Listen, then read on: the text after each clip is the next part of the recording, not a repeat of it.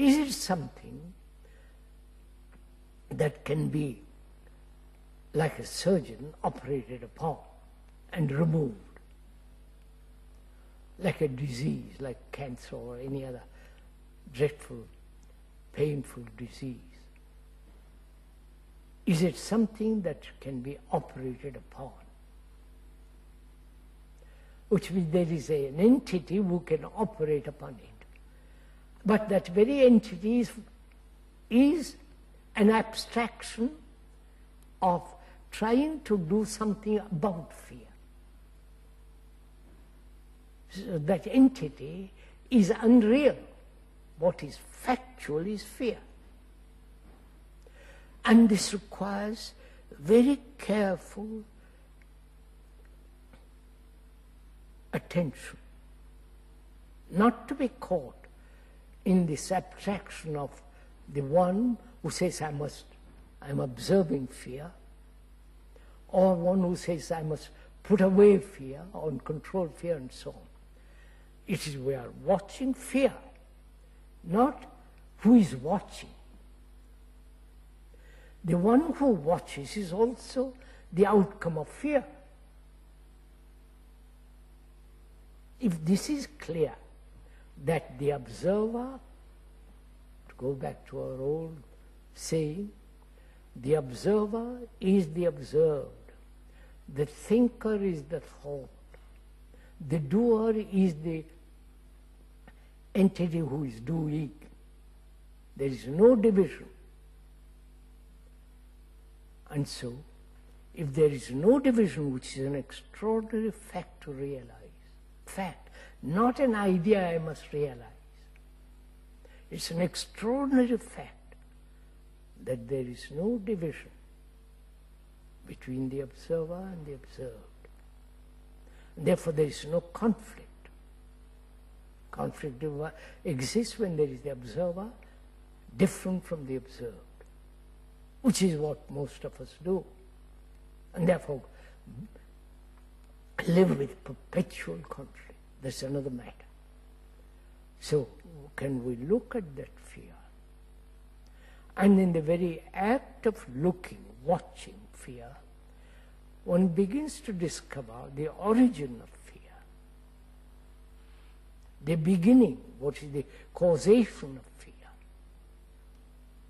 Because the very fact of looking at it is to see how it came about. Not analyze fear, because the analyzer is the analyzed. Not analyze, dissect fear, but that very close, delicate watching reveals the content of fear. The content being the origin, the beginning, the causation. Because where there is a cause, there is an end. Right? The cause can never be different from the result. So, the discovery or in the observation, in the watching, the causation is revealed. So the causation that you're speaking of is presumably not an individual fear, a particular fear. Oh no, you're no, speaking no. of, I mean, the fear. causation of fear itself. Fear itself, not the various forms of fear. I mean, that's what we generally see how we break up fear. That's part of our tradition, to bring about a fragmentation of fear.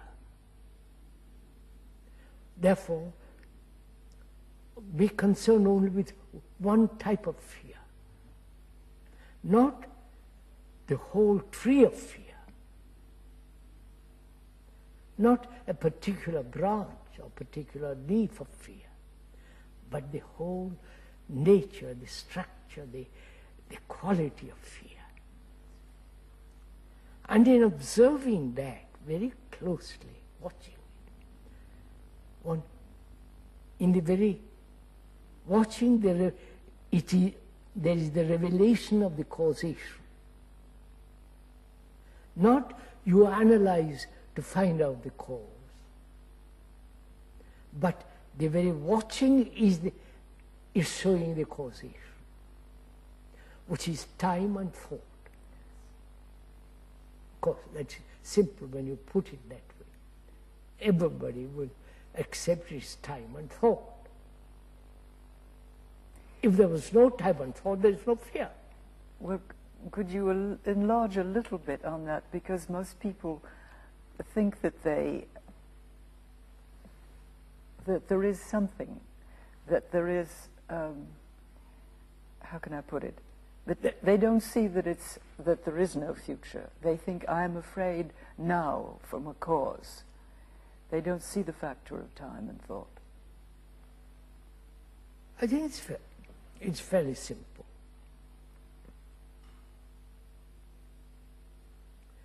If there was no time, or if there is no saying, I am afraid because I have done something in the past, or I've had pain in the past, or somebody has hurt me and I don't want to be hurt anymore. Or that is the past, the background, which is time. And the future, that is, I am this now, I will die. Or I might lose my job, or my wife will be angry with me, and so on. So there is this past and the future. And we are caught in between the two. That is, the past has its relationship with the future.